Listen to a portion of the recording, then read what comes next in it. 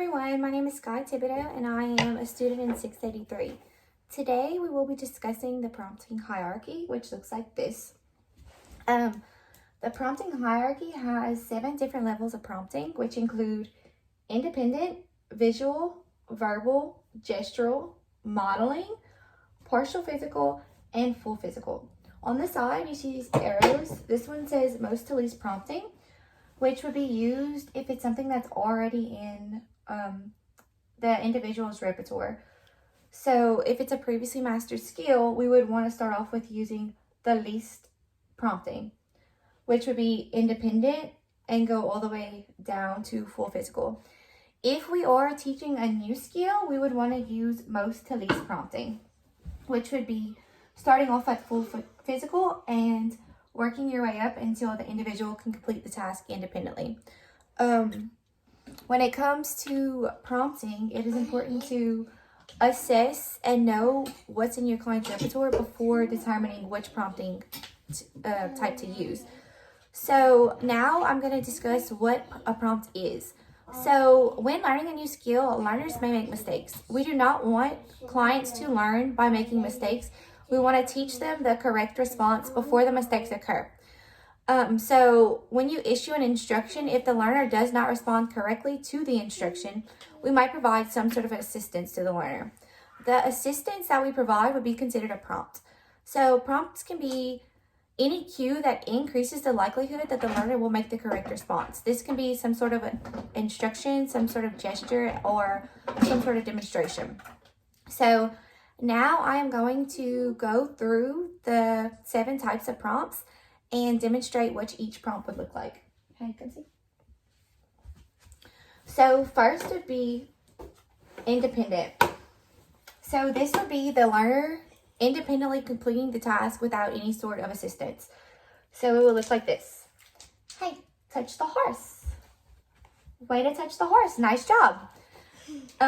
Next would be a visual prompt. So this would be a picture or some kind of cue that the student sees, which provides information for the correct answer.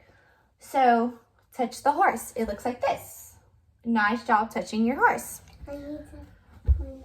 Then we would go to a verbal prompt. This would involve telling the learner the answer, giving some type of verbal cue, or just giving the direction more than once.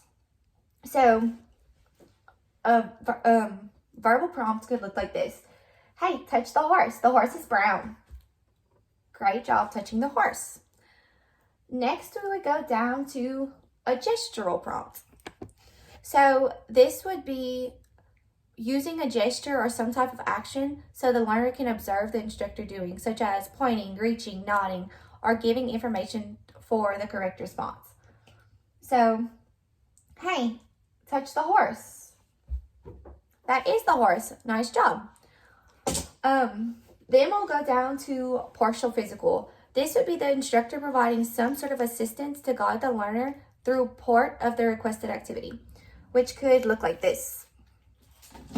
Hey, touch the horse.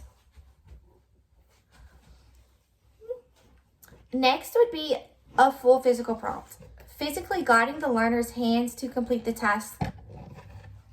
So the full physical prompt would look like this.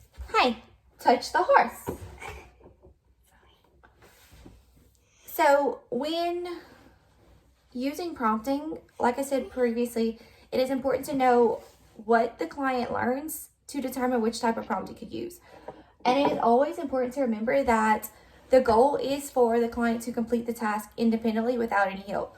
So it's important, if you do start off at full physical, to make sure that we're backing down prompts throughout each session. So if you're going to start off with full physical, you have to remember that the goal is to get to independent. Also, if it is something that they do know or known before, it is important to let them do the task independently before providing prompts.